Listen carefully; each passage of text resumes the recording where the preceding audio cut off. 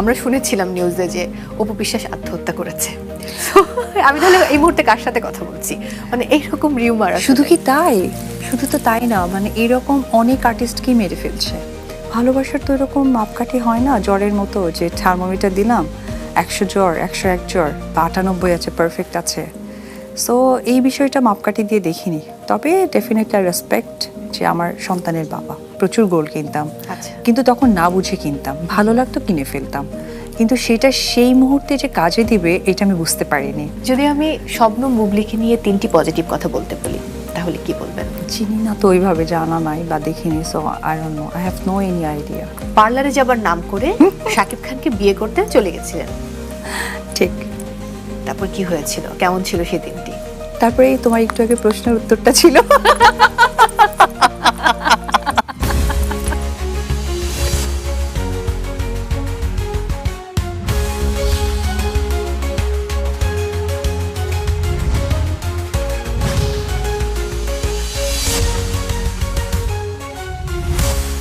কবে? ওহ, next week. অনেক দেরি, তাহলে কালকে শিডিউল নিয়ে কথা বলবো। না না, আজকে আমি অনেক নার্ভাস, কারণ স্টার নাইটে আজকে আমার অতিথি অপু বিশ্বাস। Yes, Dhallywood queen Apu Biswas. আজকের শো আমাকে জমজমাট করতেই হবে। এই এখন রাখছি, হ্যাঁ, বাই। হ্যালো, কি খবর সবার? স্টার নাইটের আজকের পর্বে আপনাদের সবাইকে আমন্ত্রণ জানাচ্ছি। জেনেই গেছেন আজ আমার গেস্টকে। কিছুদিন আগে সামাজিক যোগাযোগ মাধ্যমে তিনি লিখেছিলেন, don't be a drama queen, be a diva queen. She is our diva queen. রূপে গুণে অনন্যা, ভক্তদের ভালোবাসার ঢালিউড কুইন, চিত্রনায়িকা, উদ্যোক্তা অপু বিশ্বাস। Please welcome Apu Biswas.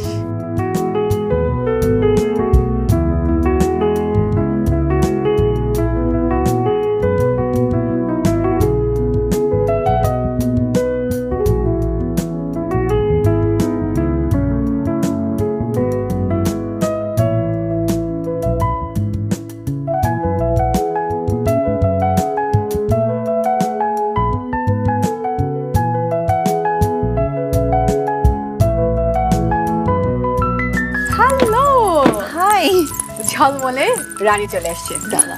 এই তো কতদিন পর দেখা। অনেকদিন পর। প্লিজ বসুন। Thank you.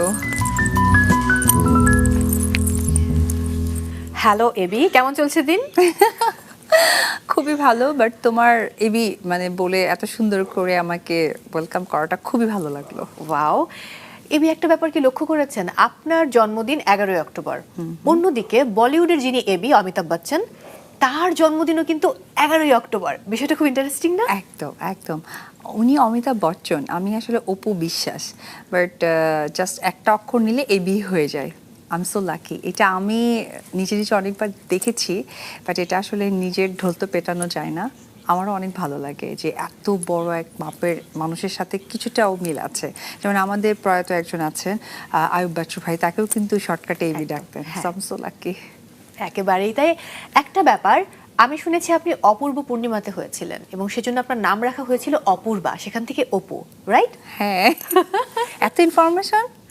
ওই যে আমাদের তো একটা টিম রয়েছে, টিমের একজন প্রধান আছেন যিনি সব ইনফরমেশন গ্যাদার করে থাকেন, আর আমি সেগুলো ডেলিভার করি। বাই দ্য ওয়ে, কিন্তু এত অপূর্ব পূর্ণিমার মতো আলো ছড়ানো মেয়েটি পৃথিবীতে আসুক, সেটা নাকি বাবা মা চায়নি। এটা কতটুকু সত্য? আমি প্রথমেই বলি যে আমাদের মানে প্রিন্ট মিডিয়া এবং ইলেকট্রিক মিডিয়া এবং টিভির এই প্রোগ্রামের মাধ্যমে বলি যে কথাটা আমি কোনো এক জায়গায় বলেছিলাম, কিন্তু এটাকে খুব ভুলভাবে উপস্থাপন করা হয়েছে। আসলে হয় না যে আমরা তো 4 ভাই বোন, তো আমার আগেও তো 3 ভাই বোন ছিলেন, তো ওই রকমভাবে আমার বাবা মারা তো অত প্ল্যানিং করে কোনো কিছু হতেন না, খুব স্বাভাবিক ওই সময়টাতে। আমার মা যে প্রেগনেন্ট আর আমি তার গর্ভে ছিলাম, তো সেই বিষয়টা আসলে ওইভাবে তারা বুঝে উঠতে পারেননি। পরবর্তী সময় যখন বুঝেছেন তখন বাবা মা চেয়েছিলেন যে এখন আর নয় বা পরে দেখা যাবে। তো সেইটাই আসলে আমি বলেছিলাম, সেটাকে একটু ভুল উপস্থাপন দিয়েছিল, যেটা হয়তো আমার বাবা মা বেঁচে নেই, ওনারা দেখলে বা শুনলে হয়তো বা কষ্ট পেতেন, হার্ট হতেন। আসলে মেসেজটা এটা ছিল না, ছিল এটাই যে আমরা 4 ভাই বোন, 3 ভাই বোন যেহেতু ছিলেন, তো আমারটা ওই মুহূর্তে তারা হয়তো প্রিপেয়ার ছিলেন না। আমি এরকমটাই ধারণা করেছিলাম, যার জন্য প্রশ্নটা করা যে ক্লিয়ার হয়ে নেই। থ্যাংক ইউ ভেরি মাচ মো, অলওয়েজ তুমি আমাকে ক্লিয়ার করো যে কোনো বিষয়টা।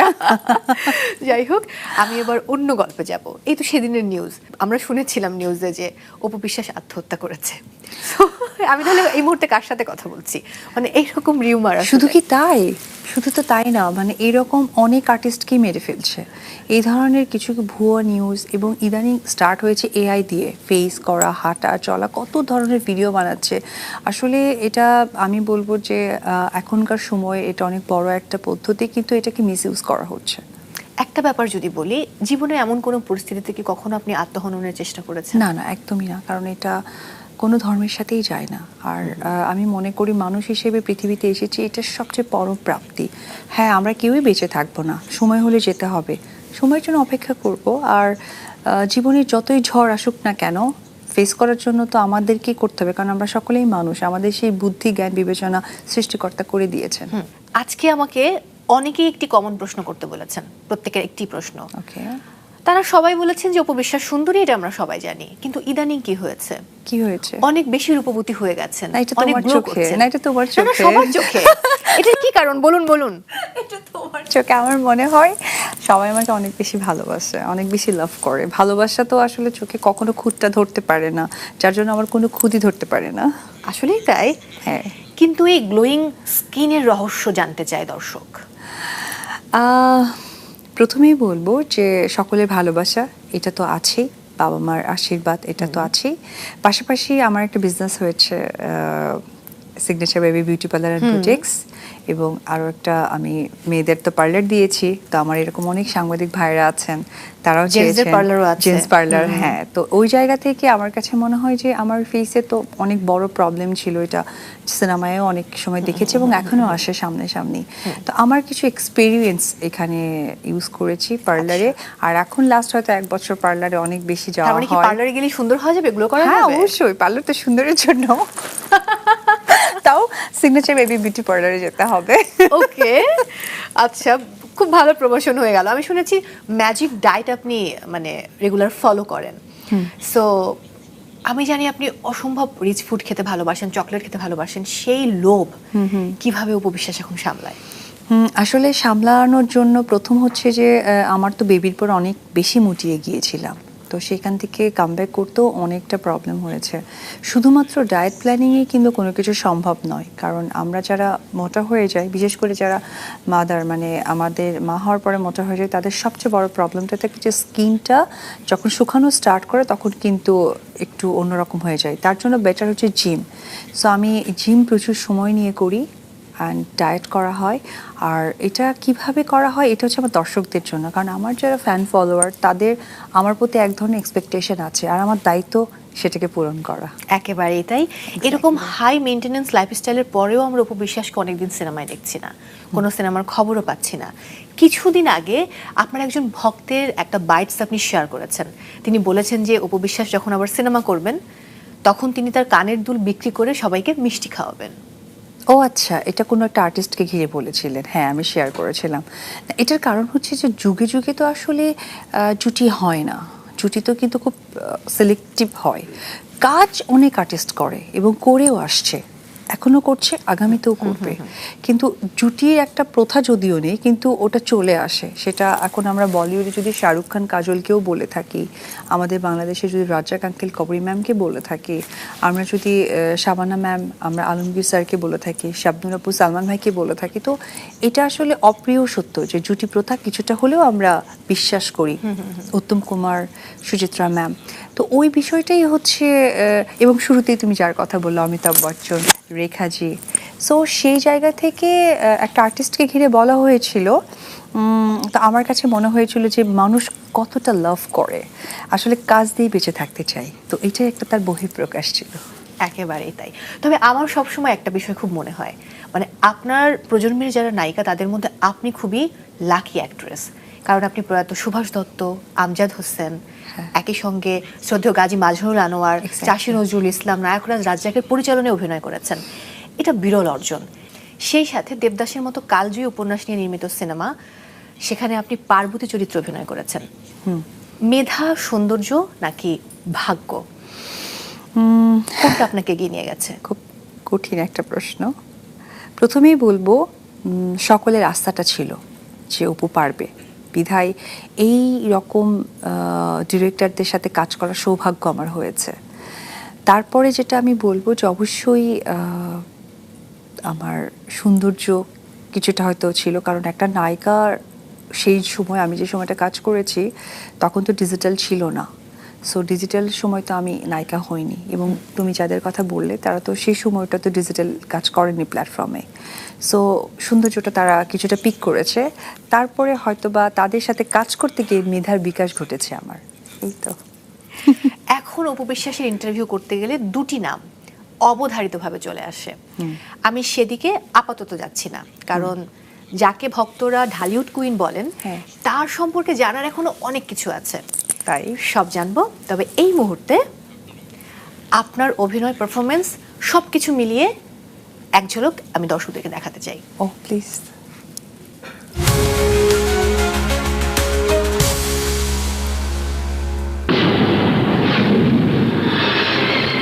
সিমরান, সিমরান, তুমি তোমার বাবাকে বলে দাও, তুমি তোমার বাবাকে বলে দাও তুমি আমাকে ভালোবাসো।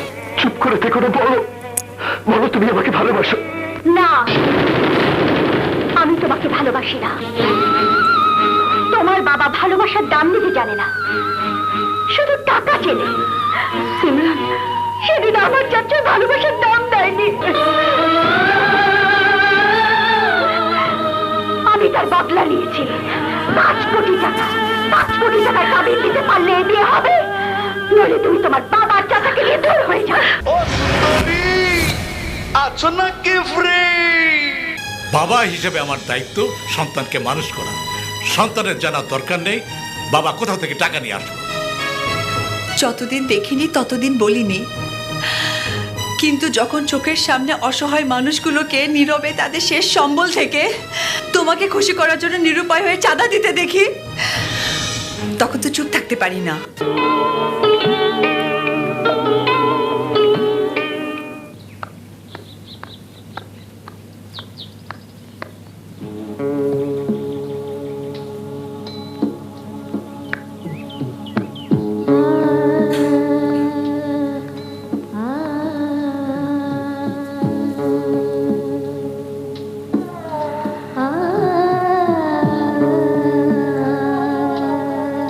কখন এলে পার্বতী?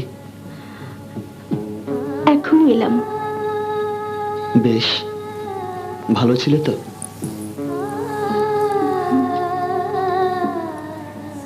চৌধুরী মশাই ভালো আছেন? ছেলে মেয়েরা? তা কিছুদিন আছো তো? হ্যাঁ। তবে আর কি।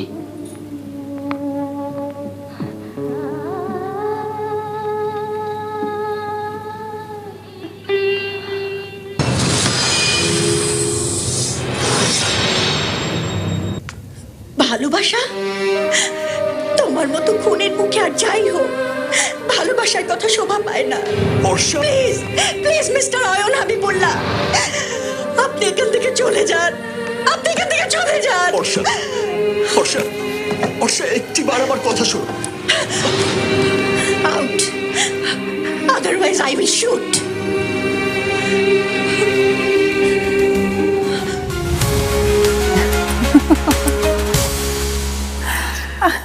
কি বলবো, একদম মানে অন্যরকম একটা ফিল হলো। এক একটা সিনেমায় এক এক রকম মেমোরিজ, সেটা ফিল হলো আর কি। Just super. আপনি তো একসময় #1 মডেল নোবেল ভাইয়ের সঙ্গে টিভিসি করেছিলেন। হ্যাঁ। এবং অনেকেই জানে না যে 2004 সালে সিনেমা করার আগে আপনি নগরবাউল জেমসের গানের মডেল হয়েছিলেন। হ্যাঁ। কিভাবে সুযোগ পেয়েছিলেন? আমি তো বগুড়াতে নাচ করতাম, এবং আমি এটা বেশ কিছু প্রোগ্রামে বলেছি যে আমি বগুড়াতে নাচের এমন একটা প্ল্যাটফর্ম ছিল যে কোনো কম্পিটিশন অপু আছে মানে এমন হতো যে জাজমেন্ট করতে হতো না, ও ফার্স্ট হয়ে যাবে। হ্যাঁ। তো এই বিষয়গুলো আসলে যখন চলে আসতো, তো ঠিক ওই সময় বগুড়াতে আমাদের তো বগুড়াই কালচারের জায়গাটা একটা ভালো একটা প্ল্যাটফর্ম আছে, তো ওইখানে আমাদের বলা হয়েছিল যে একটা মডেল নেওয়া হবে, বগুড়া থেকে একটা মডেল নেওয়া হবে। কারণ আমাদের যে ওখানে আমার যে নাচের টিচার ছিলেন, উনি যেহেতু ঢাকার সাথে রিলেট ছিলেন, তো বলেছে নাচের কোনো একটা মেয়েকে নেওয়া হবে। তো খুব ভালো কিছু কাজ মানে অপুকে করতে হবে, তখন আসলে আমার নামটা প্রপোজ করা হয় যে আচ্ছা ঠিক আছে, অপু তো ভালো কাজ করতে পারে, ওকে তাহলে মডেল করা হয়। এবং এই মডেলিংয়ের শ্যুটটাও হয়েছিল কিন্তু আমাদের বগুড়ার আশপাশে, বগুড়াতে, হ্যাঁ লোকেশনে করা হয়েছিল, যেটা জেমস ভাইয়ের গানে করা হয়েছিল আমার। এই তো। গল্প তো করছি, কিন্তু কফি ছাড়া কি গল্প জমে? একদমই না। আমি কফি নিয়ে আসছি, তবে তার আগে আমার যতটুকু মনে পড়ে আপনার একটা কফি শপ ছিল, হ্যাঁ। কিন্তু সেটা বন্ধ করে আপনি এই যে সেলুন অ্যান্ড বুটিক্স খুলে বসলেন। এক্স্যাক্টলি। এটা কেন? উত্তরটা নেব, তবে তার আগে আমি একটা কফি ব্রেক নিয়ে নিচ্ছি। আচ্ছা ঠিক আছে। দর্শক, সময় হয়েছে বিরতি নেবার, ফিরছি একটু পর, আমাদের সাথেই থাকুন।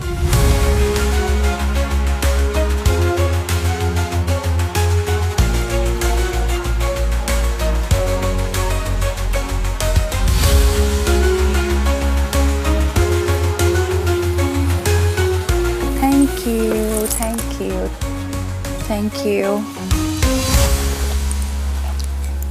ওয়াও, কেমন হয়েছে? ভীষণ ভালো। আর তোমার হাতের কফি কথা, সো এটা কি শুধু খুশি করার জন্য নাকি সত্যি? এক্স্যাক্টলি, ইনফ্যাক্ট তুমি এখানে ব্ল্যাক কফি এনেছো, সো আমি অনেক হ্যাপি হয়েছি। ওকে, কারণ আমিও ব্ল্যাক কফি খুব পছন্দ করি। Wow, that's very nice. By the way, welcome back our very special show star নাইটে। সঙ্গে আছি মু, এবং আমাদের সঙ্গে রয়েছেন অপূর্ব, অনিন্দ, অসম্ভব সুন্দরী অপু বিশ্বাস। ফিরে এলাম বিরতি থেকে, এবার তুমি অন্য গল্পে যাব। উদ্যোক্তা অপু বিশ্বাস, বলুন এবার আমাকে, coffee shop out, parlour and boutiques in, কেন? আমার পার্লার অ্যান্ড বুটিক্স ছিলই, আমার যেটা অ্যাড হয়েছে সেটা হচ্ছে স্যালুন। আমার কাছে মনে হয়েছে যে কফি আমার ভীষণ প্রিয়, সেখান থেকে আসলে কফি শপটা দেয়া। এবং আমার এই ট্যাগলাইনটা এমন ছিল যে কিছু কিছু স্টুডেন্ট থাকে যারা জব পায় না, কিন্তু আমাদের বাংলাদেশে কিন্তু বারিস্তার ভীষণ অভাব। এটা আমি কফি শপ দিতে গিয়ে দেখেছি যে আমাদের খুব প্রপার বারিস্তা নেই, অর্থাৎ কফি মেক করে যে একটা ডিজাইন করে না, এটা কিন্তু ভীষণ অভাব। তো আমার কাছে মনে হয়েছিল যে আমি যদি এরকম টিউটোরিয়াল কিছু করতে পারি তাহলে ভালো লাগবে। তো যেটা হয়েছে যে সময় সাপেক্ষ, পারিপার্শ্বিক সব কিছু মিলে না জিনিসটা প্রপার হয়ে যায়নি। তো প্রায় মনে হচ্ছিল অনেক সময় লস দেখছিলাম, যে আমার তো একটা বিজনেসের টার্গেটেড ব্যাপার থাকে, তো সেক্ষেত্রে আসলে এভাবে এগিয়ে যাওয়াটা সম্ভব না। বিজনেসটা জমছিল না অ্যাকচুয়ালি। তো যেটা হয়েছিল, আমার কফিতে মনে হচ্ছিল যে আমি যে আশা নিয়ে দিয়েছিলাম সেটা ঠিকঠাক পাচ্ছিলাম না। আর এখানে আমার একটা ইনফরমেশন ছিল এরকম যে আমাদের বাংলাদেশের বারিস্তা কিন্তু অনেক কম, বিশেষ করে যে কফি মেক করে না, ডিজাইন করে। তো যখন আমি একদমই পাচ্ছিলাম না, তখন মনে হলো যে না, বিজনেসটা সুইচ করা দরকার। দেন আমি স্যালুনটা দেওয়ার চিন্তা করলাম, কারণ বসে থাকা যাবে না, কাজ করতে হবে। আর আমার লক্ষ্যটাই হচ্ছে যে মানুষ এনগেজ থাকুক, এবং এখানে বিজনেস আমি করলে তো আরও 10টা মানুষ এখানে থাকবে আমার প্রতিষ্ঠানে, সেই জন্যই আসলে করা। অ্যান্ড কফিটা যেহেতু প্রফিটেবল হচ্ছিল না, দ্যাটস ওয়াই বন্ধ করে দেওয়া। আচ্ছা অপু বিশ্বাস, আমার একটা প্রশ্ন আছে। যখন আপনি নায়িকা হননি, বা ইভেন নায়িকা হওয়ার পরে, কখনো জীবনে অভাবের মধ্যে কিংবা ফিনান্সিয়াল ক্রাইসিসে পড়েছেন? হ্যাঁ, পড়েছি, সেটা নায়িকা হওয়ার পরে এবং সাকসেসফুলি নায়িকা হওয়ার পরে। ও মাই গড, গল্পটা কেমন ছিল?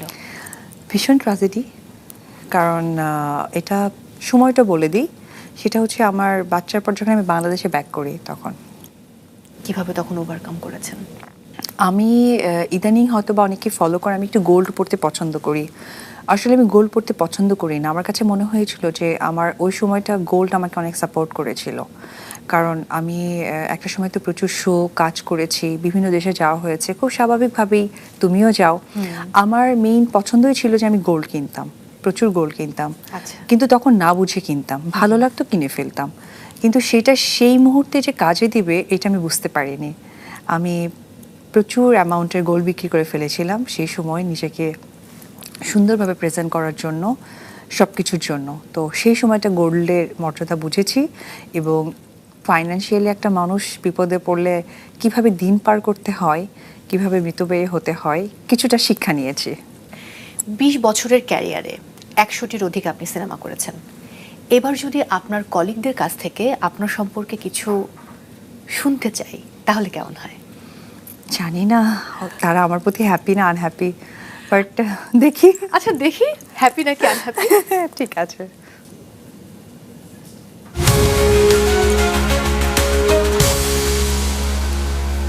প্রথমত হচ্ছে ব্যক্তি অপু যদি বলি, অবশ্যই একজন সারাক্ষণ হাসার মানুষ এবং সারাক্ষণ হাসানোর মানুষ, এবং খুব কিউরিয়াস, এবং সব বিষয়ে মানে ছোট ছোট বিষয়ে অনেক বেশি মজা পাই, এটা আমার কাছে খুব ভালো লাগে। আর কাজের জায়গা থেকে মানে আমার তো আসলে জীবনে প্রথম যেদিন আমি সিনেমার ক্যামেরার সামনে দাঁড়াই, সেটা দাঁড়িয়েছিলাম অপু বিশ্বাসের সাথে। এবং আমার মনে আছে সেই ওয়ান্ডারল্যান্ডের একটা গানের শুটিং দিয়ে আমার জীবনের প্রথম সিনেমার শুটিং শুরু হয়েছিল। সেটা হচ্ছে মন যেখানে হৃদয় সেখানে। এবং আমি, আমাদের ডিরেক্টর ছিলেন শাহিন সুমন ভাই। শাহিন সুমন ভাইকে বললাম, শাহিন ভাই এখন আজকে মানে প্রথম শুটিং, প্রথম ক্যামেরার সামনে দাঁড়ানো, তাও যদি এখন অপু বিশ্বাসের মতো একজন নায়িকার সাথে রোমান্টিক গান দিয়ে শুরু করি, সেক্ষেত্রে আমার জন্য তো ব্যাপারটা খুবই মানে নার্ভাসনেসের একটা ব্যাপার ছিল। বাট মানে অপু বিশ্বাস আমাকে এতটাই মানে কোঅপারেট করেছিল, আমার কাছে মনেই হয়নি যে আজকে প্রথম সিনেমা শুটিং করছি। সো সেই জায়গা থেকে বলবো যে অসাধারণ। এবং তারপরে আরেকটা কাজ করেছি অনেক বছর ব্রেক থাকার পর, সেটা হচ্ছে বন্ধন বিশ্বাসের একটা ছবি করেছি, ছায়াবৃক্ষ। সেটারও অনেক মানে অসাধারণ এক্সপিরিয়েন্স এবং আমাদের মানে অনেক সুন্দর একটা সময় কেটেছে। প্রচুর একসাথে পারফরমেন্স করা হয়েছে, প্রচুর একসাথে ফটোশ্যুট করা হয়েছে। অসাধারণ অপু। যেহেতু আমার প্রথম ছবি মন যেখানে হৃদয় সেখানে, সেখানে শাকিব খান এবং অপু বিশ্বাসের সাথে আমিও ছিলাম। সো আমি শাকিব খান এবং অপু বিশ্বাস পেয়ারের ফ্যান ছিলাম এবং ইন্ডিভিজুয়ালি তাদের ফ্যান ছিলাম বলে একসাথে কাজটা করা। এবং এখন পর্যন্ত মানে কাজ মানে মন যেখানে হৃদয় সেখানে, পরে ছায়াবৃক্ষ, এরপরে আমার মনে হয় যে আরও আমরা কাজ করবো একসাথে। আমি তো যখনই শুটিংয়ে দেখতাম যে সুন্দর সুন্দর ভিডিও দেখাতো জয়ের, এবং আমি দেখতাম জয়কে কীভাবে আস্তে আস্তে করে ডেভেলপ করছে। মানে হয় না যে ছোট ছোট করে ডেভেলপমেন্ট বাচ্চাদের। সো এই জিনিসগুলো আমি দেখতাম এবং সারাক্ষণ ওই কিছুক্ষণ পর পরই বাসার সিসি ক্যামেরায় দেখতো যে জয় কী করছে। তো আমার কাছে মনে হয় যে অসাধারণ মানে একজন মা। কেমন লাগলো, কি বলবেন?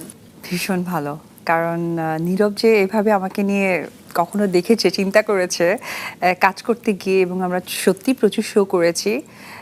আমি জানি না যে এতটা ফলো করেছে, যে আমি খুব ছোট বিষয় নিয়ে অনেক কিউরিয়াস। এটা আসলে শিখলাম। ভীষণ ভালো লাগলো। আর আমি একটা অন্য কথা বলতে চাই। একবার নায়ক মান্না তিনি বলেছিলেন যে ইন্ডাস্ট্রিতে কখনো কেউ কারো বন্ধু হয় না। আপনি কি মনে করেন? এটা আমি ওনাকে ছোট করে বলবো না। উনি, আল্লাহ তাআলা ওনাকে বেহেশত নসিব করেছেন, অবশ্যই উনি যেখানে আছেন ভালো আছেন। বাট এটা আসলে তৈরি করে নিতে হয়। হ্যাঁ, বন্ধু থাকে না, না হলে আমরা কাজ করতাম এতদিন কি করে। কিন্তু বেশিরভাগ তারকারাই কিন্তু একই কথা বলেন যে ইন্ডাস্ট্রিতে কখনো বন্ধু হয় না। এটাও তো তাদের মানে তাদের জায়গা থেকে বলা। বাট আমার কাছে মনে হয়, নাহলে আমি এত ভালো কাজ কি করে প্রেজেন্ট করি। এখানে তো আমার ফ্যামিলি মেম্বার কেউ নেই, সেই মানুষগুলোই আছে। সেই মানুষগুলো আমাকে প্রেজেন্ট করেছে, আমার ভালো মন্দটা তাদের চোখ দিয়ে দেখছে। সো ডেফিনেটলি বন্ধুত্ব, ভালো লাগা, আস্থার জায়গাটা আছে। একেবারেই তাই। এবার আমি একটু পরিবারের মানুষদের নিয়ে জানতে চাই। এক ভাই 3 বোন, তাদের মধ্যে আপনি সবার ছোট। আপনার বাকি যে 2 বোন, লতা বিশ্বাস এবং মিলি বিশ্বাস, তাদের ভূমিকা আপনার জীবনে কতটা? লতা সিংহ রয়, ওর যেহেতু বিয়ে হয়েছে, আর আমার মানে মেজ বোনও, আর বড় বোন হচ্ছে মিলি বিশ্বাস। তাদের সাথে বর্ণিংয়ের মধ্যে মিলিদি মানে আমার যে দিদি পর্দি, ওর সাথে আমার অনেকটা বয়সের ডিস্টেন্স, যার জন্য মানে একটু ওর প্রতি ফিলটা একটু মামা টাইপের। আর আমার যে মেজ বোন, ওর সাথেও বয়সের ডিস্টেন্স আছে, কিন্তু আমরা খুবই ফ্রেন্ডলি।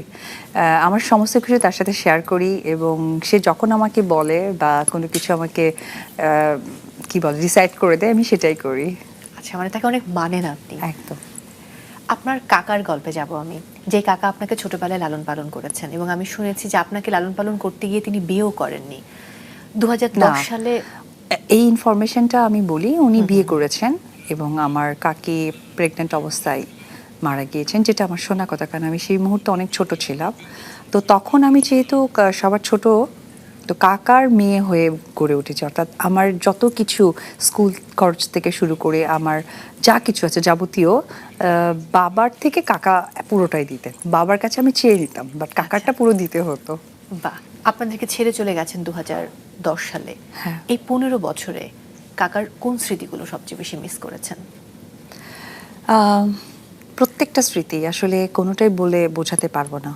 মানে কাকার প্রত্যেকটা স্মৃতি বাট বেশি মিস করতাম যেটা হতো যে কাজ করে এসে টায়ার্ড না হলেও কাকার যে একটা আদরটা ছিল, স্নেহটা ছিল, যে আহারে কত কষ্ট করে এসেছি, না জানি পাহাড় ভাঙা কাজ করে এসেছি, তখন সে এসেই আমার মাথায় তেল দিয়ে দিতেন। এমনও সময় হয়েছে আমি একটু কক্সবাজার শুটিং করলে একটু হালকা ট্যান্ট হয়ে যেতাম, তার ধারণা ছিল যে আমি একদম কালো হয়ে গেছি, সেটা হচ্ছে আমি যত্ন না নেওয়ার কারণে।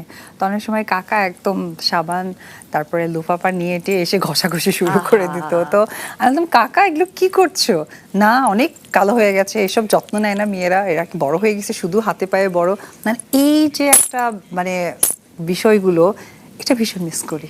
খুব আদুরে ব্যাপারগুলো, মানে আমার একদম। শুনেও খুব ভালো লাগছে। বাবার প্রসঙ্গে যাব। বাবা উপেন্দ্রনাথ বিশ্বাস, তিনি স্বর্গবাসী হয়েছেন 21শে মে 2014। বাবার সঙ্গে অপু বিশ্বাস কতটা অ্যাটাচড ছিল? অনেক। আসলে বাবা মার অ্যাটাচমেন্টটা কখনো ওইভাবে ভেবে দেখিনি, শুধু এটুকু জানি যে তারা ছাড়া আমার পৃথিবীটাই অচল, কিন্তু চলছি, হাসছি, খাচ্ছি, জীবনের চাহিদা পূরণ করছি, সামনে কিছু করব সেটাও ভাবছি। মানুষ আমাকে নিয়ে অনেক ছোট করে কথা বলে, সেটাও হাসি মুখে আলিঙ্গন করে নিচ্ছি। যারা আবার ভালোভাবে কথা বলছে সেটাকেও আবার সুন্দরভাবে দেখছি। আপনার জীবনের সবচেয়ে বড় অবলম্বন, মাথার ছায়া ছিলেন শেফালী বিশ্বাস, আপনার মা। 18 সেপ্টেম্বর 2020 তাকেও হারিয়েছেন। 5 বছর হতে চলেছে মায়ের প্রয়াণের। এই 5 বছরে কোন কোন মুহূর্তে মাকে সবচেয়ে বেশি মিস করেছেন?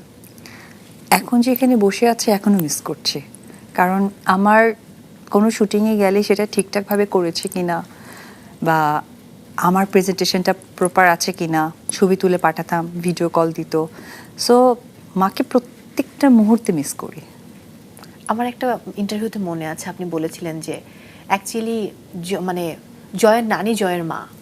হ্যাঁ, আসলে আমি সত্যি একদম সত্যি কথা, মানে আমি জন্মটা দিয়েছি কিন্তু টোটাল লালন পালন আমার মা করেছে।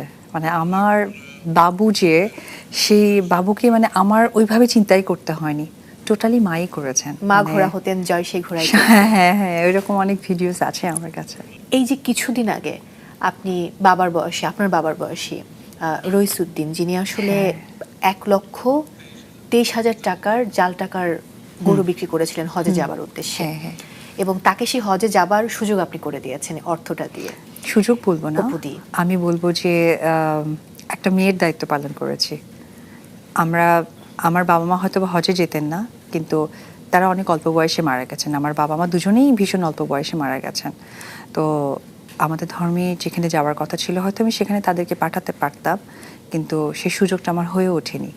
যেহেতু আমার সুযোগ হয়েছে, তো সেই সুযোগটাতে নিজেকে যুক্ত করেছি সন্তান হিসেবে। উপদি, আপনার এই মহানুভবতার কথা সবসময় সবাই মনে রাখবে। না, আমি চাই যে আমি না, এরকম আমাদের সমাজে আশেপাশে এরকম অনেক মানুষ আছেন, তো সেই জায়গা থেকে আমরা যদি একজনকে একজন করে আমরা উপকার করতে পারি, আমাদের যতটুকু সামর্থ্য আছে, আমার মনে হয় যে পৃথিবীর প্রত্যেকটা মানুষ ভালো থাকবে। একেবারেই তাই। অনেক তো হলো ভালো ভালো কথা, এবার স্টার নাইটে একটু স্পাইস নিয়ে আসলে কেমন হয়? খুবই ভালো। ওকে, ফিরবো, তবে তার আগে একটা ছোট্ট ব্রেক নিয়ে ওকে। এরপর থাকছে অনেক টকঝাল মিষ্টি আলাপ। সঙ্গেই থাকুন, কোথাও যাবেন না। আপনারা দেখছিলেন স্টার নাইট।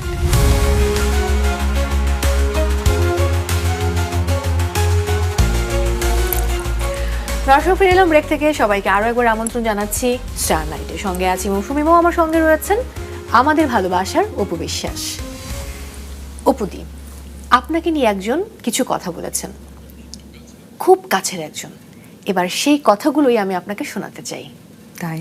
হ্যাঁ, পর্দায় চোখ রাখি।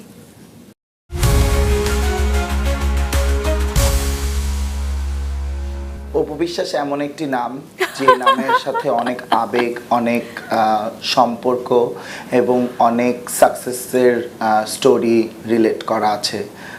তিনি শুধুমাত্র মানে আমাদেরকে ভালোবেসে আঁকড়ে রেখেছেন এরকম নয়, তার কাজ দিয়ে যেরকম মানুষের মন জয় করেছেন, তার পাশাপাশি সে যে একজন অনেক ভালো মানুষ সেটা তার আশেপাশের মানুষই সবচেয়ে বেশি ভালো বলতে পারবে। আমি তার স্টাইলিং এবং তার কোরিওগ্রাফিগুলো করি প্রত্যেকটা প্রোগ্রামের, এবং তাকে আমি পার্সোনালি যতটুকু দেখেছি তার মানুষের প্রতি মমত্ববোধ, এবং সে অনেক বেশি সিনসিয়ারলি মানুষের জন্য করার চেষ্টা করে এবং তার গুড টাইমস কিংবা ব্যাড টাইমসে সে যে মাথাটা ঠান্ডা রাখে এবং কত সুন্দরভাবে সব কিছু মোকাবেলা করে এবং সবার শেষে বিজয়ের হাসিটা সে নিজেই হাসে, এটাই আমি তার কাছ থেকে অনেক বেশি শিক্ষা পেয়েছি। একজন সুপারস্টারই বলতে পারি অপু বিশ্বাস, আমাদের বাংলাদেশের একজন সুপারস্টার নায়িকা, যে তার ব্যবহারে কখনো আমি ওরকম অহংকার দেখিনি। সে প্রত্যেকটা ক্রুজ মেম্বার, স্টাইলিস্ট, যাকেই বলে না কেন সবার সাথে অনেক নাইসলি বিহেভিয়ার করে, এটা অনেক বড় একটা জিনিস। দিদি তুমি অনেক বেশি ইমোশনাল, তো আমি চাইবো যে তুমি তোমার ইমোশনটাকে কন্ট্রোল করে সব সময় অনেক বেশি স্ট্রং থাকো, যেভাবে তুমি আমাদেরকে স্ট্রং থাকতে শিখিয়েছো। এবং আমরা যখন কোনো কাজ করি তুমি সব সময় অপরের মতামতের প্রাধান্যটা বেশি দাও, এটা আমার তোমার কাছ থেকে অনেক বড় শেখা আছে। তো আমি তোমার সব সময় ভালো চাইবো এবং তোমার প্রতি অনেক অনেক রেসপেক্ট। আর বাংলাদেশে কোটি মানুষের ভালোবাসা তোমার জন্য আছে, এটা আসলেই অনেক বড় পাওয়ার। তুমি সবসময় ভালো থেকো দিদি। How sweet. খুব ভালো বলেছে। হ্যাঁ, সে যে এত ভালো বলে এটা আমার জানা ছিল না। যাই হোক, এবার তাহলে কাঙ্ক্ষিত টপিকে ঢোকা যাক। আচ্ছা অপুদি, নায়িকা বুবলি এবং অপু বিশ্বাস এই দুজনের সঙ্গে তো সবারই ভালো সম্পর্ক হতে পারে, কিন্তু আমি লক্ষ্য করেছি যেখানে দুটো পক্ষ হয়ে গেছে, এক পক্ষ অপু বিশ্বাসের সাপোর্টার, এক পক্ষ বুবলির সাপোর্টার। কই আমি জানি না, এটা আমি খেয়াল করিনি। আমি বিষয়গুলো একদমই খেয়াল করিনি, কারণ আমি এইভাবে দেখি না, সো আই ডোন্ট নো। আপনার কি মনে হয় যে সবার সাথে দুজনের খুব ভালো সম্পর্ক? এটা অ্যাকচুয়ালি ডিপেন্ড করে। আমি যেটা বললাম না, যে ধরো তুমি ফার্স্টে এর মাঝে একটা কোশ্চেন ছিল যে ফ্রেন্ড হওয়া বা বন্ধু হওয়ার বিষয়টা যে বললাম, আমি বললাম যে কেন, ওরা ছাড়া তো আমরা আসলে টোটালিটি না। ধরো আজকে আমি যে গেট আপটা নিয়েছি, এই যে কাদরি মাহফুজকে মাত্র দেখলাম, সেই তো আমাকে করেছে। আমার মেকআপ আর্টিস্ট একজন আছে ওভিস মেকওভার, সে আমাকে, ওর নিকনেম ওভি, সো ও আমাকে করেছে। তো ওরা আমার বন্ধু বা আমার ওয়েল উইশার না হলে তো আমাকে গুড প্রেজেন্টেশনটা দিতেন না। সো আমার বিষয়টা আমি এটা খেয়ালই করিনি, সো আই ডোন্ট নো, আমার কোনো আইডিয়া নেই। ওকে, কিছুদিন আগে সামাজিক যোগাযোগ মাধ্যমে আমেরিকার কিছু ছবি ভাইরাল হয়েছে এবং সেটা নিয়ে আপনার অ্যাপ্রোচ খুবই স্মার্ট ছিল, কোনো খোঁচাখুচি, কোনো মানে নেগেটিভ কিছু ছিল না, যেটা খুবই ভালো লেগেছে। সেটাও আমি খেয়াল করার সময় পাইনি মো। আমি এখানে আটকে দিই, প্রশ্নটা পুরোটা তুমি হয়তো শেষ করতে চাচ্ছ, আমি একটু আটকে দিই। আমি সেটাও খেয়াল করিনি, কারণ আমি লাস্ট 10 থেকে 15 দিন আমি একদম ফেসবুকেই নাই, একটু লগ আউট করে রেখেছি, কারণ আমার বিজনেস বাড়াচ্ছি, সাথে সাথে আমার আরও বেশ কিছু প্ল্যানিং আছে, সেটা শেয়ার করব কখনো সুযোগ মতো, নিশ্চয়ই তোমরাই পাবলিশ করবে এবং আমি চাইবো পাওয়ার মানুষের। তো আমি লাস্ট 20 ডেজের মতো হবে আমি ফেসবুক লগ আউট করা, কারণ আমার হয় কি, ফেসবুক এমন একটা ফ্যাসিনেশন, আমি যখন ফেসবুকে যাই তখন আমার অনেক সময় কাজ থেকে পিছিয়ে যেতে হয়।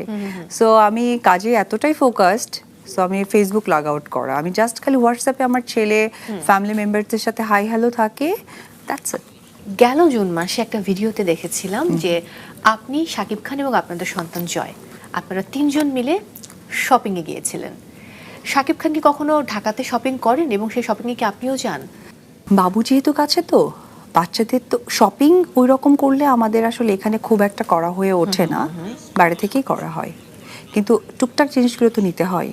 বাচ্চা মানেই তো বুঝতেই পারো যে এখানে টয়েস ছাড়া আর কোনো কিছু চিন্তা করা যায় না, বা ও যেহেতু স্টুডেন্ট, সো কিছু কিছু ব্যাপার থাকে, কালার পেন্সিলের প্রতি ভীষণ তাদের চাহিদা থাকে, অ্যান্ড কালার পেপার, ওই রকমই কিছু একটা কিনতে যাওয়া হয়েছিল। উপদি, আমি জানি আপনি খুবই সহজ সুন্দর একজন মানুষ, একটা প্রশ্ন করতে চাই, প্লিজ সত্য করে বলবেন। হ্যাঁ, আমি সব কথাই সত্য বলি, মিথ্যাটা বলার ট্রাই খুব কম করি, কারণ মিথ্যা একটা বলতে গেলে আমাকে আরো বেশ কিছু কথা তোমাকে অ্যাড করতে হবে, আমি হয়তো বা হাফ অ্যান আওয়ার পরে ভুলেও যেতে পারি। আমি তাহলে প্রশ্নটা করছি, এখনো কি শাকিব খানকে সেই একই রকম ভাবে আপনি ভালোবাসেন? ভালোবাসার তো এরকম মাপকাঠি হয় না, জ্বরের মতো যে থার্মোমিটার দিলাম 100 জ্বর, 101 জ্বর বা 98 আছে, পারফেক্ট আছে। সো এই বিষয়টা মাপকাঠি দিয়ে দেখিনি, তবে ডেফিনেটলি রেসপেক্ট যে আমার সন্তানের বাবা। কিছুদিন আগে জয় এবং শাকিব খানের আমরা একটা ভিডিও দেখেছি হারমোনিয়াম সহ, গান গাচ্ছিল কে? কি হয়েছে, সে যখনই নতুন কিছু শিখে যায় তখন আসলে সেটা মানুষকে দেখানোর জন্য মানে এক্সপ্রেসিভ হয়ে ওঠে, তো ওইটাই একটা পার্ট ছিল। আর সেম টাইমে আসলে বাবা দিবস ছিল, তো মনে হয়েছিল যে যাক, ইটস আ বেস্ট মেমোরিজ তাদের দুজনের। ডিভোর্সের পর তো অনেকদিন ধরে একা আছেন, কখনো একাকিত্বের কষ্ট হয় না? আসলে এই প্রশ্নগুলো আসলে খুবই বিব্রতকর। তারপরেও আসলে সোশ্যাল মিডিয়ার মানুষ নিজেদেরকে এমনভাবে মিডিয়াতে প্রেজেন্ট করেছি যে আসলে নিজের এবং ব্যক্তিত্ব বলে কোনো ওয়ার্ডস থাকে না। তারপরেও একা তো ছিলাম না, বাট যখন থেকে একা মনে হবে তখন থেকে মনে হয় যে নতুন করে হয়তো জীবন সাজাবো।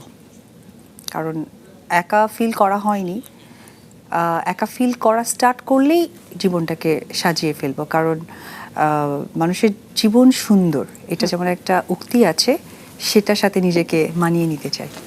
একেবারেই তাই। আমরা কখনোই চাই না যে প্রশ্ন করে আপনাদেরকে বিব্রত করতে, না, কিন্তু it's okay. তারপরেও সামাজিক যোগাযোগ মাধ্যমে দেখা যায় যে আপনাদের ব্যক্তি জীবন নিয়ে এত কথা হয়, এত আলোচনা হয়, এবং সেই জায়গা থেকে হয়তো অনেক কথা আমাদেরকে বলতে হয় স্বাভাবিক। বা সঠিক বিষয়টিকে সবার সামনে তুলে আনতে হ্যাঁ, হয়। যেমন আমি তোমার এই প্রশ্নেরই, আমি জানি তোমার প্রশ্নের বাইরে আমি একটা উত্তর দিই। যেমন অনেকেই সোশ্যাল মিডিয়াতে গালাগালি করে। কি গালাগালি করে যে হ্যাঁ আমার এই ব্যক্তি জীবনে কেন টানলেন, বা আমার ওইটা নিয়ে কেন টেনে আনলেন, তাই না? আমি যদি কিছু নাই দেই তাহলে তুমি তো টানতে না। না, রাইট। আমি টানার মতো যদি ধরি, মানে কোনো কিছু ধরিয়ে না দিই বা দড়ির ফিতেটা না হাতে দিই, তাহলে তুমি টানতে পারো না। সো সোশ্যাল মিডিয়া নিয়ে যে ধরনের প্রশ্ন হোক, বিব্রতকর হোক, এটা তো আমাদেরই সৃষ্টি। একেবারেই তাই। এখন আর কোনো মানে খারাপ প্রশ্ন না, গালাগাল না, ভালো কথা হবে সব। একদম না, তুমি শুরু থেকেই ভালো বলছো। I am really happy. Thank you so much. যদি আমি শবনম বুবলিকে নিয়ে 3টি পজিটিভ কথা বলতে বলি, তাহলে কি বলবেন? চিনি না তো, ওইভাবে জানা নাই বা দেখিনি, so I don't know, I have no any idea. কারণ যে মানুষকে নিয়ে পজিটিভ তখনই বলতে অভিনেত্রী পারবো, বুবলিকে নিয়ে কাজ দেখা হয়নি, সুযোগটা হয়ে ওঠেনি। কারণ আমি আমার সিনেমাই দেখি না। আমি আসলে অন্য দেশের সিনেমা দেখতে পছন্দ করি, কারণ সেখানে কিছু জানার আছে, শেখার আছে। বা আমার যে আর্টিস্টদেরকে অনেক বেশি পছন্দ হয়, থাকে না আমার ড্রিম আর্টিস্ট, যেমন শাবনূর আপু বলো, আমি কিছু ডায়লগসও বলতে পারি, এতটাই পছন্দের। তুমি কাজলের কথা বলো, শাহরুখ খানের কথা বলো, আই লাভ, আমি কিছু বলে দিতে পারবো। আমরা এবার একটু আব্রাহাম খানের জয়ের কথা শুনবো। আগামী মাসে অর্থাৎ 28 সেপ্টেম্বর তার 9 বছর পূর্ণ হবে। হ্যাঁ, ছেলেকে ডাক্তার বানাতে চান। আসলে যেটা হয়েছে সেটা হচ্ছে যে মানে চাইতো, আমি চাইতাম না। তুমি বলেছো, আসলে আমাদের অনেক গল্পের মাঝে অনেক অ্যান্সার পেয়েছি। আমার মা চেয়েছিলেন যে ও ডাক্তার হোক। আমার মা তো হার্টের পেশেন্ট ছিলেন, তো আমার মা একটু ওইভাবে মানে জেনে বলতেন না, বলতেন যে শিল্পা শেট্টি ডক্টর আছে না, অর্থাৎ দেবী শেট্টি। তো ওই হার্টের কোনো ব্যথা করলে বলতে আমার ভাইকে আমি শিল্পা শেট্টির মতো ডাক্তার। আমি বলছি, মা শিল্পা শেট্টি না, দেবী শেট্টি। তো এই বিষয়গুলো নিয়ে অনেক ফান করতাম, খুব মনে পড়ে এই কথাগুলো। তো মা চাইতেন যে আমার ছেলেকে যেন সে ডক্টর বানাতে পারে, এবং এরকম মার মতো কিছু পেশেন্ট যারা, এগুলো তো এক্সপেন্সিভ এই চিকিৎসাগুলো, সো আমার ছেলে যেন তাকে দিতে পারে, এটা আমার মার ইচ্ছা। তো আমার মা যেহেতু নেই, সো তার ইচ্ছাটাকে পূরণ করার আমি চেষ্টা করব। আর আমি যতটুকু ওকে ফলো করি, ও না আসলে জানো, মানে বাসায় এখন মনে হয় যে কারেন্টের লোক আনার কোনো দরকার নেই, যে কোনো কিছু ছুটে গেলে সেটা করে। ইভেন তো আমি তোমাকে বলি, এটা আমার জানা ছিল না, রিমোটে যে আমরা পাওয়ার বাটনে চাপ দিই, তো পাওয়ার বাটনের ওই যে ইয়েটা, ছোট্ট একটা যে ইয়ে থাকে পিনের মতো, ওটা ছুটে গেছে। তো আমি ওদিনকে একটু দেখবো, নিউজ দেখবো, তো আমি এরকম করছি, হচ্ছে না, তো আমি চিৎকার করছি, এই আব্রাহাম, ওকে চিৎকার করে ডেকেছি, ও এসে চিপটা দিয়ে অন করে মানে কি যে একটা ফানি ব্যাপার। আমি হাসতে জয় আপনাকে মানে দোয়া পড়ে ঘুম পাড়িয়ে দেয়, আবার ঘুম থেকে জাগিয়ে তোলে। একদম একদম, এটা একদম ঠিকঠাক। শুধু তাই নয়, আমি যদি বাইরেও থাকি, অনেক সময় হয়তো বা 1-2 দিনের কোনো কাজে আমি ওর কাছে নিই, ও ওভার দ্য ফোনে আমাকে দোয়া পড়ে দেয়। এবং প্রত্যেকটা সময় ঘুমানোর আগে, গুড নাইট মম, টেক কেয়ার, আমার জন্য টেনশন করো না, মানে এটা তার রেগুলার মুখস্থ কথা। দারুণ দারুণ দারুণ। আমরা এবার, অনেক কথা তো হলো, হ্যাঁ, এবার আমাদের প্লে টাইম। তাই কি খেলবো আমরা? বলছি, আমি আপনাকে 5টি প্রশ্ন করব। আচ্ছা, 5টি কম্বিনেশন। আপনাকে বলতে হবে সিনেমার নাম কি। যেমন ধরুন, মৌসুমী মৌ, অপু বিশ্বাস, মাছরাঙা টেলিভিশন। উত্তর হবে স্টার নাইট। প্রথম প্রশ্ন, অপু বিশ্বাস, গোলাপ, পূর্ণিমা। ভালোবাসার লাল গোলাপ। উত্তর সঠিক হয়েছে, গুড। এবার দ্বিতীয় প্রশ্ন, অপু বিশ্বাস, মৌসুমী, শরৎচন্দ্র চট্টোপাধ্যায়। দেবদাস। এক্স্যাক্টলি, খুব ভালো উত্তর। তৃতীয় প্রশ্ন, পপি, অপু বিশ্বাস, সুভাষ দত্ত। ও আমার ছেলে। রাইট। এবার চতুর্থ প্রশ্ন, আলো, জীবন, সোহানুর রহমান সোহান। কথা দাও সাথী হবে। ওয়াও, ও মাই গড, ওয়াও, ব্রিলিয়ান্ট, খুব ভালো ছিল। পঞ্চম ও শেষ প্রশ্ন, শাকিব খান, অপু বিশ্বাস, বুবলি। একটি সিনেমার নাম বলতে হবে। এটা কোনো প্রযোজক হলে খুব ভালো হতো। আই গেস আপনি এটা পারবেন, একটু ভাবুন, মাথা খাটান, তাহলেই হবে। আই নো আপনি এটা পারবেন। না, আই ডোন্ট নো, সিরিয়াসলি। নাম দিয়ে ভাবুন, তাহলেই বের হয়ে যাবে। বাহ, এত ক্লু দিচ্ছে। 2011 সাল। জাকির হোসেন রাজু পরিচালিত মনে নাই। সিনেমা। মনে পড়ছে না, অনেক সিনেমা তো ভুলে গেছে। ওকে, তাহলে 5-এ আপনি হেরে গেলাম। না না না 4 পেলেন। 4 পেলাম। আচ্ছা, আমার শেষ দুটি প্রশ্ন নিয়ে কিছু সম্পূরক প্রশ্ন আছে, আমি কি সেটা করতে পারি? প্লিজ। ওকে, মনের ঘরে বসত করে সেই সিনেমাটির নাম, যে সিনেমায় আপনি বুবলি চরিত্রে অভিনয় করেছিলেন, অর্থাৎ আপনার নাম ছিল বুবলি আর শান্ত ছিলেন শাকিব খান। আচ্ছা, তখন কি একবারও ভেবেছিলেন যে বুবলি নামের আরেকজন আপনার পুরো পৃথিবীকে অশান্ত করে দেবে? কোথায়? সো তুমি যেটা বলছিলে যে ওলটপালট, এখানে আমি একজন মানুষের নাম একদম প্রথমেই বলবো, সেটা হচ্ছে রাজ্জাক আঙ্কেল, নায়ক রাজ্জাক। একটা সময় তো তোমরা জানতেই যে আমাদের কবরী আপার সাথে অনেক ভালো একটা সম্পর্ক ছিল, তো উনি ওনার ব্যক্তিত্ব ধরে রাখেনি। তো এইটা ওলটপালট কিছুই বলবো না, এটা হচ্ছে ব্যক্তিত্বের প্রবলেম। That's it. আমি শুনেছি কথা দাও সাথী হবে, এই সিনেমা শুটিং এর ফাঁকে আপনার জীবনে আরেকটি সিনেমা হয়ে গিয়েছিল, যেটা হচ্ছে আপনি সম্ভবত মাকে মিথ্যা বলে শার্ট প্যান্ট পরে পার্লারে যাবার নাম করে শাকিব খানকে বিয়ে করতে চলে গেছিলেন। ঠিক। তারপর কি হয়েছিল, কেমন ছিল সেই দিনটি? তারপরে তোমার একটু আগে প্রশ্নের উত্তরটা ছিল।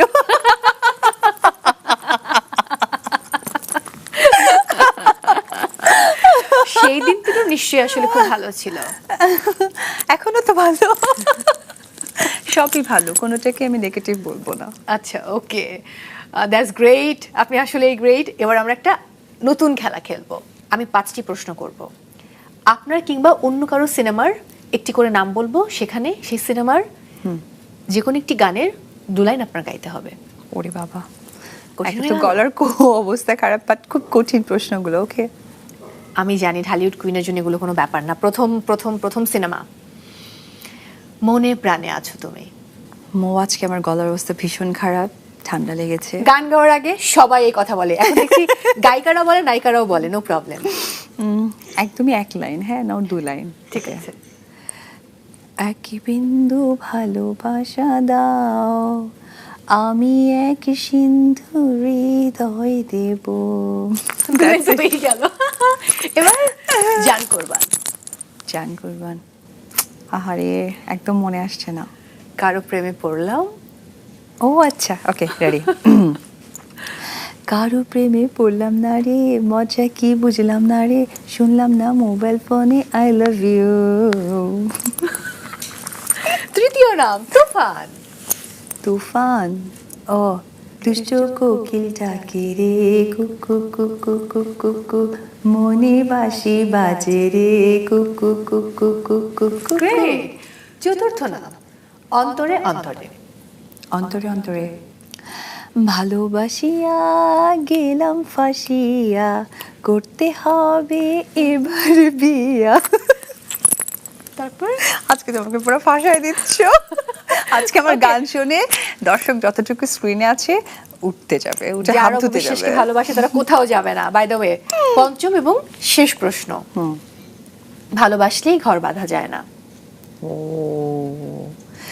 বুকের ভেতরে যত্ন করিয়া রেখো আমায় ধরিয়া। That's it. গ্রেট গ্রেট, আমার মানতেই হবে, you are great, you are queen. Oh my God, কুইনের কাছ thank থেকে আমি you. এবার ছোট্ট একটু ব্রেক নিব। Please. আমি ব্রেকে যাব, তবে ব্রেক হ্যাঁ। থেকে ফিরে এসে থাকছে 2টো সেগমেন্ট, যেটা আচ্ছা। অবশ্যই র্যাপিড ফায়ার এবং হ্যাশট্যাগ। দর্শক, সময় হয়েছে বিরতি নেবার। আপনারা দেখছেন স্টার নাইট, ফিরছে এক্ষুনি, সাথেই থাকুন।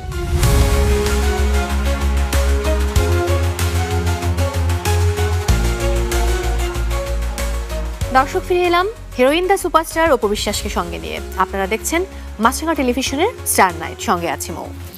অপুদি, আমি খুব ভালো করে জানি আপনি বোরখা পরে প্রায়শই বেরিয়ে যান এবং সাধারণ মানুষের মাঝে হেঁটে বেড়ান। কোথায় কোথায় যাওয়া হয়? সেটা তো বলা যাবে না, নাহলে তো বোরখা পরার পর যখন এই অনুষ্ঠানটা প্রচার হয়ে যাবে তখন সেখানে মানুষগুলো ফলো আপে রাখবে।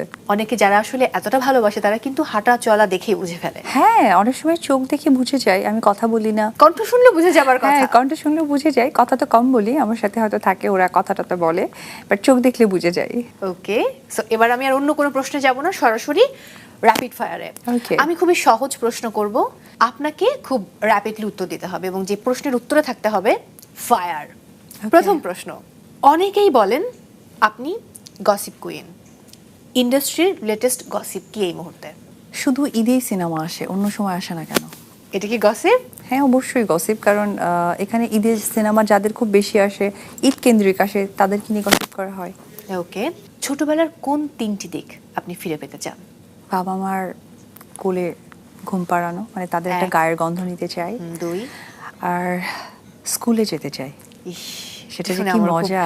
স্কুলে কারণ যেতে ইচ্ছে ক্লাসে করছে। খাবার দিত, সেই খাবারটা চুরি করে খাওয়ার মজাই আলাদা। লাইক ক্লাস ক্যাপ্টেন ধরো এসেছে 70 জন, বলতাম 73 জন, সো 3টা যে বেশি আসতো, এই খুশি রাখার জায়গা ছিল না। যে কোনো একটি বেছে নিতে হবে, বগুড়ার দই নাকি বগুড়ার ছানা? দই। আমি ভেবেছিলাম আপনি ছানা বলবেন। বগুড়ার দই অনেক ভালো। আই নো দ্যাট, বগুড়ার দই খুবই বিখ্যাত। এই প্রজন্মের নায়িকাদের মধ্যে আপনার কাকে সবচেয়ে বেশি ভালো লাগে বা কাকে সেরা মনে হয়? না, আমি এটা একদমই উত্তর দিতে পারবো না, আমি চাই না ওকে, পরিবারের মধ্যে ঝগড়া বাঁধাতে। শাকিব খান ছাড়া অন্য কোন নায়কের সঙ্গে আপনাকে বেশি মানায়? একজনের নাম বলতে হবে। সবার সাথেই মানায়, যাদের সাথে এই পর্যন্ত কাজ করেছি। আজকে আপনি খুবই ডিপ্লোম্যাটিক উত্তর দিচ্ছেন। একদমই না, কারণ আমি হ্যাঁ। সকলের সাথে কাজ করেছি, ভালো না লাগলে তো আর আমি কাজ আমি করা হতো না। আগের উপবিশ্বাসকে মিস করছি, যে অনেক আমার মতো খুবই চুলবুলি, সব কথা বলে ফেলে, মানে আমি যেরকম সেরকম। আজকে তো খুব অন্য উপবিশ্বাসকে দেখছি আমি, বাই দ্য ওয়ে।